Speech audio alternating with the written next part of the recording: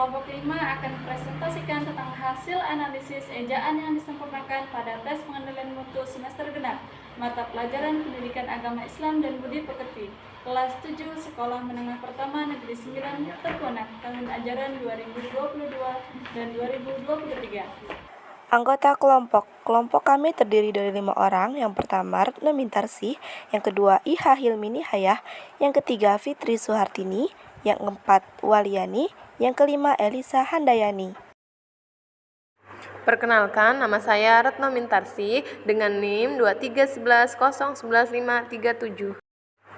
Perkenalkan, nama saya Iha Hilmi Nihayah dengan NIM 2311011533.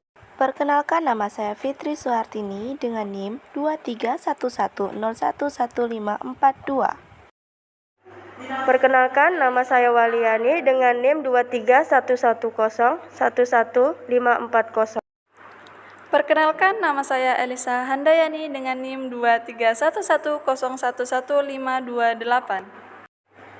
Latar belakang penilaian tes kendali mutu semester genap mata pelajaran Pendidikan Agama Islam dan Budi Pekerti kelas 7 Sekolah Menengah Pertama Negeri 9 Tempunak tahun ajaran 2022-2023. Alasan kami memilih soal ini karena masih banyak kesalahan dalam EYD-nya. Semoga dengan kami menganalisis soal ini dapat menambah banyak pengetahuan untuk kami tentang EYD dalam pelajaran ini.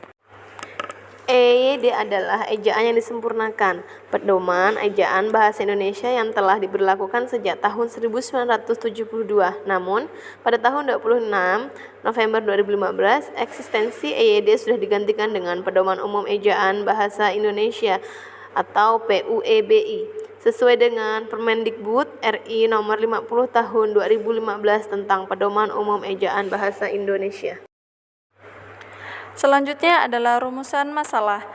Rumusan masalah yang pertama yaitu bagaimana penggunaan huruf pada tes kendali mutu semester genap mata pelajaran Pendidikan Agama Islam dan Budi Pekerti kelas 7 Sekolah Menengah Pertama Negeri 9 Tempunak tahun ajaran 2022-2023. Yang kedua, bagaimana penggunaan kata pada tes kendali mutu semester genap mata pelajaran Pendidikan Agama Islam dan Budi Pekerti kelas 7 Sekolah Menengah Pertama Negeri 9 Tempunak tahun 2022-2023. Yang ketiga, bagaimana penggunaan tanda baca pada tes kendali mutu semester genap mata pelajaran Pendidikan Agama Islam dan Budi Pekerti kelas 7 Sekolah Menengah Pertama Negeri 9 Tempunak tahun 2022-2023.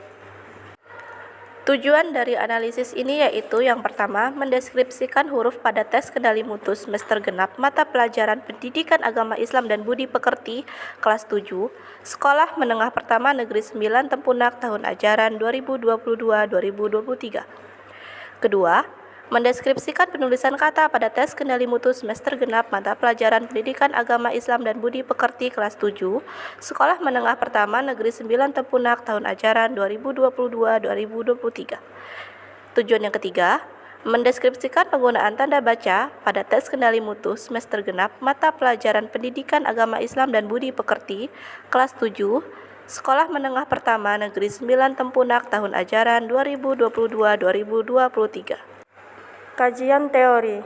Yang pertama, penggunaan huruf. Yang kedua, penulisan kata. Dan yang ketiga, tanda baca. Hasil analisis penggunaan huruf. Yang pertama adalah huruf kapital memiliki 94 kesalahan. Yang kedua ada huruf miring memiliki 3 kesalahan dan huruf tebal tidak memiliki kesalahan. Hasil analisis penggunaan huruf kapital. Kata selalu, senantiasa, memiliki, tidak, munafik, dan zuhud. Seharusnya dari kata-kata tersebut, huruf awalnya menggunakan huruf kecil, tidak seperti pada soal, menggunakan huruf besar. Kata selanjutnya yaitu kata saleh, syirik, meningkatkan, mendapatkan, diucapkan, dan menjadikan. Kata tersebut juga seharusnya menggunakan huruf kecil pada awal setiap kata tersebut, tidak seperti pada soal menggunakan huruf besar. Karena karena kata tersebut bukan awal kalimat, sehingga menggunakan huruf kecil.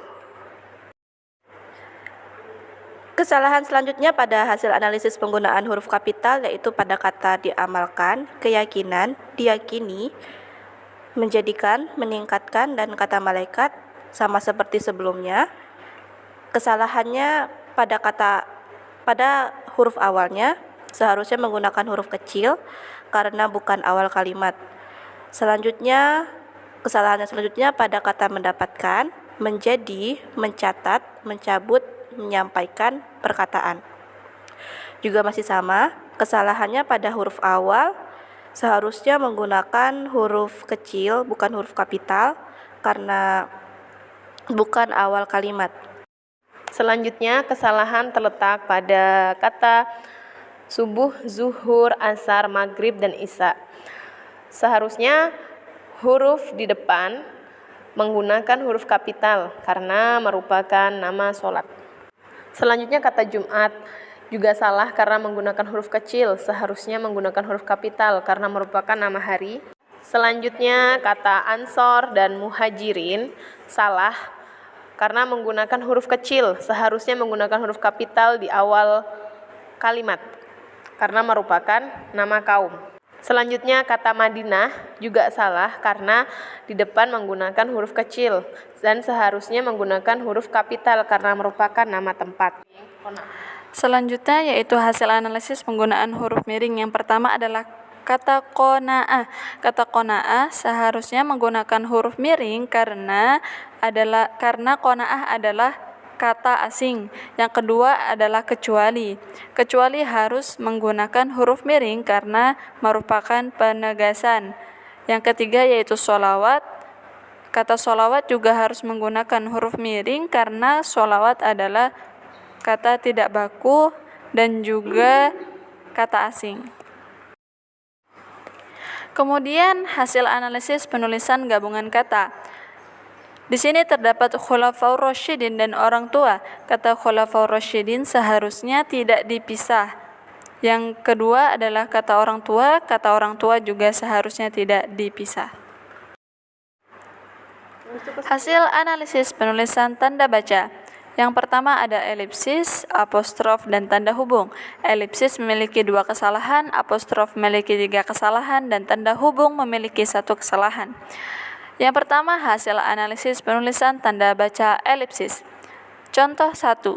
Berikut ini yang bukan merupakan sifat-sifat malaikat adalah elipsis di akhir kalimat seharusnya memiliki 4 titik, 3 titik elipsis, dan 1 titik tanda baca.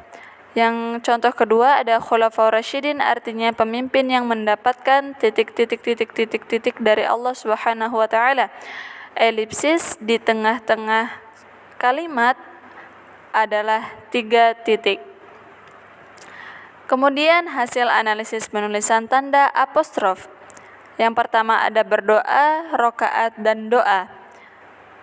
Berdoa seharusnya ditulis tanpa apostrof. Begitupun rokaat dan doa.